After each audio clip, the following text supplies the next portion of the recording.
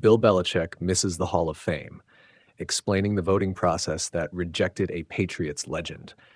How does Bill Belichick fail to make the Pro Football Hall of Fame on his first ballot? It's a question that sounds almost absurd when you say it out loud, and yet, here we are. Belichick is the most decorated head coach in NFL history. He owns the all-time record for Super Bowl titles by a coach. He leads the league in playoff wins, conference championships, division titles, and postseason appearances. He ranks third all-time in regular season victories. His teams defined an era, reshaped roster construction under the salary cap, and set a standard of weekly preparation that coaches still chase today. And still, on Tuesday, we learned that résumé was not enough to secure immediate enshrinement in Canton. Belichick falling short says far more about the Hall of Fame's process than it does about his legacy. This wasn't a referendum on greatness. That part is settled. Instead, it exposed a voting system so layered, opaque, and strategically fragile that it produced one of the most baffling outcomes in the history of American sports halls of fame. To understand how this happened, you have to understand how the Pro Football Hall of Fame voting process actually works. And fair warning, it's complicated. How Pro Football Hall of Fame voting works. Hall of Fame selection is controlled by a 50-person selection committee.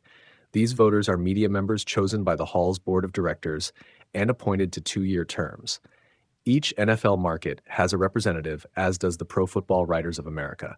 The remaining seats are filled by at-large members, often veteran journalists, broadcasters, or former players and executives with deep ties to the league. Names like Tony Dungy, Bill Polian, and Dan Fouts have all served in this capacity. In theory, it's a diverse group with broad football knowledge. In practice, it's a small, closed body whose deliberations largely happen behind closed doors. To be elected, a candidate must receive at least 80% approval, usually 40 of the 50 votes. If too few candidates reach that threshold, the ballot is shortened until the Hall reaches its target number of inductees for that year, typically 4.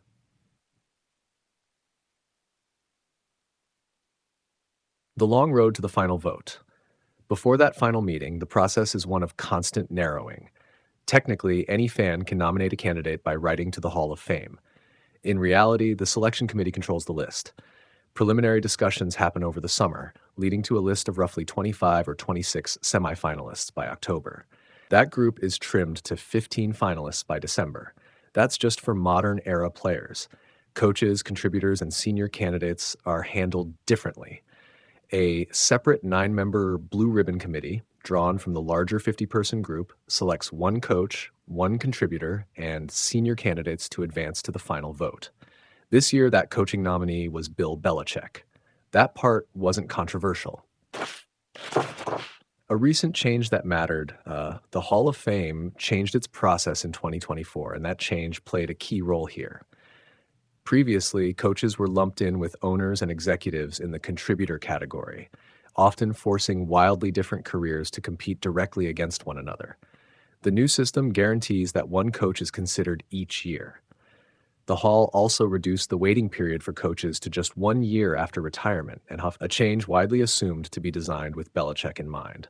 Ironically, those changes may have contributed to this outcome.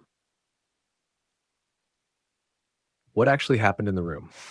Here's where things get messy. Despite being the lone coaching nominee, Belichick wasn't simply voted on in isolation. Instead, he was grouped with other blue ribbon candidates, senior players, and contributors in a shared voting pool. This year, that group included Ken Anderson, Roger Craig, L.C. Greenwood, Robert Kraft, Bill Belichick. 5 candidates, 50 voters. Each voter could select up to 3 of those 5. At least 1, and no more than 3, had to be chosen. That structure alone creates strategic pressure.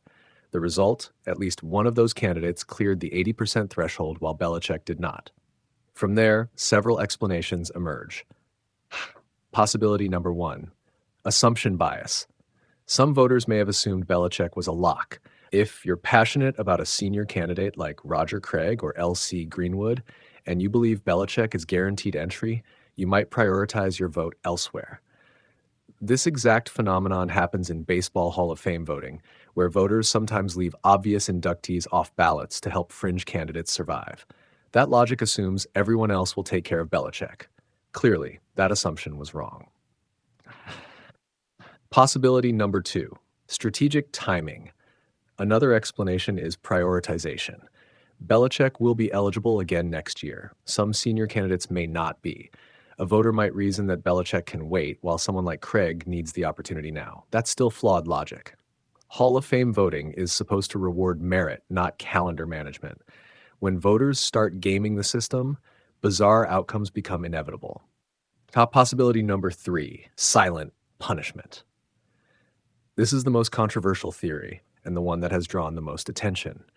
An anonymous voter reportedly suggested that some committee members believed Belichick should wait a year as informal punishment for Spygate and Deflategate. Former Colts executive Bill Polian was named in reports as having advocated that position, though he has publicly denied it and later said he wasn't entirely sure how he voted. Even if only a handful of voters felt this way, it wouldn't take many to block a candidate in a system requiring 80% approval. The problem with this approach is fundamental. Belichick and the Patriots were already investigated and punished by the NFL. Fines were issued, draft picks were taken, penalties were imposed publicly.